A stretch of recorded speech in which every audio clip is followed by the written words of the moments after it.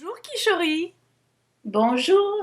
merci d'accepter cette interview. Vous êtes naturopathe, intuitive médicale et auteur de nombreux ouvrages sur l'ADN, sur notre essence, etc., etc. Je ne vais pas tous les détailler, mais en tous les cas, vous êtes une spécialiste. J'aimerais commencer cette interview sur l'ADN et parler un petit peu. Est-ce que vous pourriez nous parler de vos recherches et ce que vous avez découvert et comment vous voyez l'ADN, comment celle-ci évolue?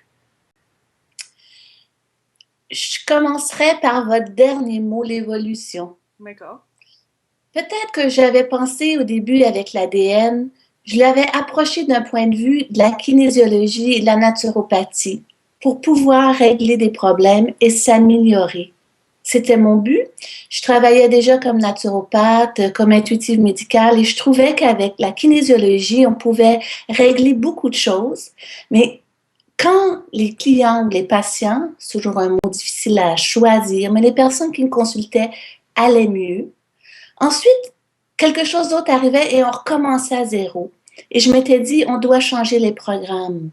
Et j'ai été inspirée par mon travail sur l'ADN par Barbara Marcignac dans son livre Les Messagers de l'Aube. Je savais que l'heure de l'ADN était venue. J'avais lu sur l'ADN superflu la possibilité de tout ce qui était recelé dans 97% de notre ADN qui n'était pas codé. Et j'ai commencé à faire des recherches intuitives. Je dis intuitives parce que même si j'avais une formation en naturopathie, en herbologie, tout ça, c'était pas. Je voulais pas juste trouver un moyen. Je travaillais déjà avec l'énergie, les approches alternatives. Et là, j'ai installé des protocoles. Et ça, je les ai essayés sur moi, sur mon entourage, sur les gens qui me consultaient. Mais des protocoles pour nous aider à mieux vivre. Et j'ai fait des listes comme on fait avec la kinésiologie, des listes en me servant de ce que j'avais déjà acquis. J'ai fait des listes pour savoir avec lesquelles on pouvait tester, soit avec un pendule ou une réponse intuitive ou la kinésiologie, et j'ai monté des protocoles de reprogrammation. Mais les sujets que j'ai choisis étaient des sujets qui me tenaient à cœur, et je n'ai pas choisi des sujets comme avoir les cheveux gris qui devenaient blonds ou que les cellules se régénèrent. J'en ai fait un sur la jeunesse et la longévité, un sur la santé, mais j'ai fait des protocoles sur des sujets qui me tenaient à cœur et qui tenaient à cœur les gens qui me consultaient. J'avais médité depuis de nombreuses années, même jusqu'à 5 heures par jour, sans avoir trouvé la paix de l'esprit. Et là, j'ai voulu mettre des protocoles comme un protocole pour être au moment présent. Je me suis dit, si on n'y arrive pas, c'est qu'on n'a pas le programme. Et j'ai commencé à regarder les aspects de notre vie dans lesquels nous travaillons et dans lesquels nous n'aboutissions jamais pour me demander si, mon Dieu, est-ce qu'on a le programme? Comme par exemple, si vous recevez des photos de quelqu'un qui vous les envoie par email et que vous n'avez pas les programmes pour les ouvrir, même s'ils sont là, vous ne pouvez pas vous en servir. Alors, je me suis dit, j'avais lu que l'ADN était sensible à l'intention. Comme les recherches sur l'eau qui ont prouvé que si on met de la musique douce ou des paroles aimables, les cristaux de glace restent plus beaux que ceux qui ont Par on rapport a au des... travail du docteur Imoto. Oui, et c'est la même chose à propos. Nous, d'abord, on a beaucoup d'eau à l'intérieur de nous. Puis notre ADN est éprouvé maintenant que c'est sensible à la langue quand on parle, qu'on affirme. Mais je suis certaine que c'est sensible à la pensée parce qu'avec la physique quantique, de toute façon, c'est très bien que la matière réagit dépendamment qui la regarde.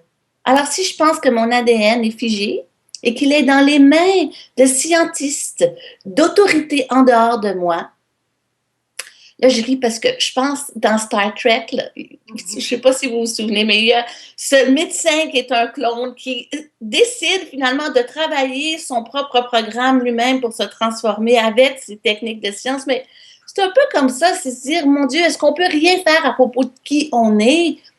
Mais les sujets que j'avais choisis reflétait mon parcours personnel. Et moi, quand j'ai commencé, quand j'étais jeune avec les médecines douces, j'étais déjà dans un ashram.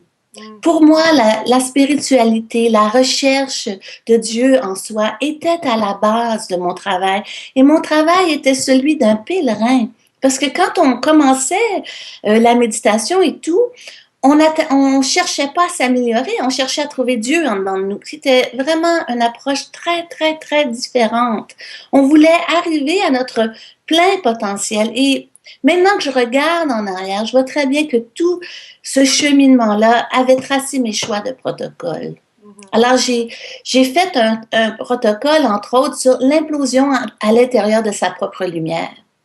Pour que quand quelqu'un meurt, au lieu d'être habitué à toujours aller vers les guides, vers autres, qu'il puisse rentrer dans sa propre énergie. Alors, est-ce que... Et, Oui, excusez-moi, allez-y. mais juste vous dire que ça mettait les racines pour l'essence. Je ne savais pas à ce moment-là, mais ça a ouvert là, la valve pour l'essence. Et maintenant, mon travail est que sur l'essence. Et donc, juste pour nous expliquer un petit peu par rapport à l'ADN, les scientifiques parlent d'un tout petit pourcentage, et il y a tout un pourcentage en fait de notre ADN qui n'est pas codé, qui pourrait être reprogrammé. L'ADN est flexible, l'ADN a un champ vibratoire. Ça, ce que vous venez de dire, là, ce serait à peu près 1/1000e de ce qui est possible. Parce qu'on ne sait rien de l'ADN non codé. Alors, et de toute façon, ce que je pourrais dire limiterait ce qui est possible. D'accord. Et ce qu'on a vu, pour moi, la plus grande guérison, c'est l'amour de soi. Et maintenant, je suis en train d'écrire un livre sur la présence à tout ce qui est tel quel. Et bon, et moi, j'ai médité longtemps, étudié longtemps pour arriver à ces niveaux de conscience-là. Puis quand on est une mère de famille, on est toujours en train de penser, est-ce que j'ai laissé la cuisinière allumée? Est-ce qu'il faut que j'aille chez le dentiste? Et finalement, on pense qu'on ne peut pas avoir la paix de l'esprit quand la paix de l'esprit habite tout ce qui est. Et c'est à cause du changement de l'ADN que j'ai fait un changement de conscience. Et maintenant, quand je vois quelqu'un qui dit « Ah, tout le monde peut l'avoir, soumettez-vous, laissez-vous aller à la vie, soyez dans le moment présent », je sais que si on n'a pas les programmes, c'est presque impossible. Alors, je ne sais pas si mon ADN a changé, mais certaines de mes stagiaires ont fait analyser leur génome avant, après, puis il y avait des changements dans le génome. Mais moi, je n'ai jamais passé ces tests-là et les guérisons miraculeuses, pour moi, sont minimes comparées à l'amour de soi. Mais comment vous faites pour reprogrammer? Comment ça se passe? Quel est le protocole? Quelle est la méthode? Bon, supposons qu'on mettrait le protocole... le protocole pourrait être scellé. Scellé, c'est un protocole. Je ne sais pas si j'ai jamais choisi le bon mot pour ça, mais je ne pouvais pas en trouver un meilleur. Ça, c'est pour ceux d'entre nous qui sont des éponges dans des marais, qui absorbent tout de l'environnement. D'accord. Okay? Et on les appelle les hypersensibles. Mais il y a les sensibles aussi qui reçoivent beaucoup de l'environnement. Ça, c'est un protocole pour quelqu'un qui s'en va à une fête et qui est très de bonne humeur. Puis quand elle revient de la fête, elle est dans l'auto, puis il y a une grande discussion avec son conjoint, puis elle crie après les enfants, puis elle se demande, mais voyons, j'allais bien avant d'y aller, mais pendant qu'elle était là, elle est devenue une éponge. Ou dans le métro, à Paris, par exemple. Même à Montréal. À Montréal, et on se sent... C'est ça. Alors là, là, quand vous êtes sur le chemin de la croissance personnelle, on dit, oh, mets-toi une belle bulle d'amour autour de toi. Ça marche pour les personnes qui n'ont pas de problème. Ceux qui sont vraiment les hypersensibles. Et maintenant, c'est merveilleux parce que des livres sont écrits sur le sujet des hypersensibles, comme le livre là, Trop intelligent pour être heureux. Ça, c'est le drame des hypersensibles qui captent. Alors, je me suis dit, si j'ai beau mettre des lumières, des intentions, des bulles, ça ne marche pas. J'ai fait un protocole dans l'ADN pour avoir un programme pour devenir plus scellé. Donc, je fais la première partie d'un protocole. Ce sont des questions qu'on teste soit intuitivement par un oui ou un non, ou soit par la kinésiologie ou un pendule. Des questions genre, est-ce que les cellules de cette personne se souviennent ce que c'est qu'être scellé? voyez-vous, c'est une question là que mon travail de kinésiologue et puis en radionique, j'avais beaucoup étudié la radionique aussi, avait ouvert des questions qui demandent si on a encore les programmes, la conscience d'être scellée. Est-ce que la personne sait reconnaître quand son corps n'est plus scellé? Est-ce qu'elle comprend? Est-ce qu'elle a dans l'intelligence la possibilité de comprendre les signaux que ça appartient à quelqu'un d'autre? Alors, on répond oui, non, oui, non, oui, non. Ce sont des données qu'on rentrerait dans un ordinateur. Ça, c'est la première partie où on rentre les données de notre protocole. Et dans la deuxième partie, à voix haute, on dit « Je commande que ce programme s'installe dans la cellule maîtresse de code génétique et tout et tout. » Et là, il y a une série de commandes qui viennent dans la cellule maîtresse de l'épiphyse, dans toutes les vies, dans toutes les dimensions, qu'elles se rendent aux glandes endocrines. Et là, il y a une série de commandes qu'on fait à voix haute et on le conclut en disant jusqu'à nouvel ordre de la personne qui reçoit cette reprogrammation. Parce que moi, mon but, c'est que mon ADN m'appartienne. Parce que une fois, j'avais lu que l'ADN est tellement ouvert, qu'il peut être reprogrammé par n'importe quoi. Et vous savez que on a lu dans l'ADN non codé que les grands pas de l'humanité se sont faits à travers des bactéries, des virus. Alors, on peut attraper un virus qui change notre ADN. Mais là, si je dis, hey, c'est à moi, c'est mon ADN, c'est moi qui porte cette vie ici, et je m'aime tellement que maintenant, il est plus ouvert à tout le monde. Ça fait, déjà énergétiquement, moi je travaille beaucoup avec les chevaux. Je fais de la thérapie assistée par chevaux et tout. Oui, le tarot du cheval. Une amie, Chantal Giraudon, m'a parlé que vous l'aviez, mais des années déjà. Vous êtes une pionnière en la matière. Ben, mettons que je suis une jeune pionnière. Mais tout ce que j'avais déjà compris s'applique très, très bien à la nature. Et pour un cheval, ce qu'on a besoin, c'est une autorité noble et claire. Notre ADN, s'il n'y a personne qui est en autorité, est ouvert au plus fort. Et c'est certain que ça ne veut pas dire qu'aucune des personnes qui ont étudié avec moi ne sont pas mortes. Ça ne veut pas dire que personne n'a pas été malade. Si l'immortalité est notre but, pour moi, ça serait une limite. Parce que plus on avance dans la conscience, plus on devient présent au vide et au plein, ce qu'on appelle la vacuité dans le bouddhisme, mais aussi à ce qui est. Et moi, j'espère que quand je vais mourir dans l'amour de moi et que c'est mon essence que je vais suivre. Et pour moi, ça, c'est une mort réussie. C'est ce qu'on appelle une mort consciente. Où est-ce qu'on continue le même mouvement dans la vie que dans le passage de la mort. Et pour ça, il faut avoir les programmes pour le faire. Il faut être habitué de le faire dans le quotidien. Mais pourquoi pas se servir de notre propre ordinateur interne pour améliorer notre conscience? Et je vais citer ici Caroline Myss dans son dernier livre qui s'appelle Defy Gravity.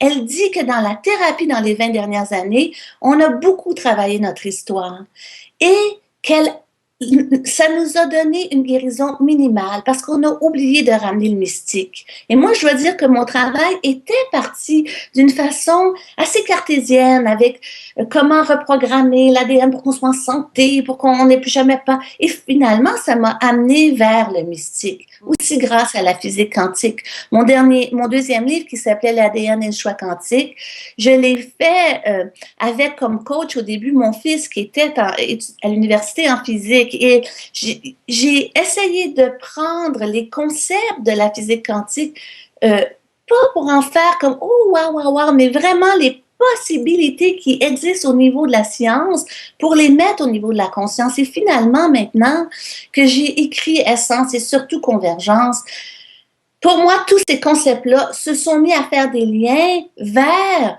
le tout qui est individualisé. Comme en alchimie, on dit le tout se nourrit du grand tout et le grand tout se nourrit du tout, qui est exactement la pensée d'Edgar Cayce, qui lui disait que le but de l'existence était que Dieu devienne, que par le libre arbitre, on choisit de devenir l'ami de Dieu ou du grand tout.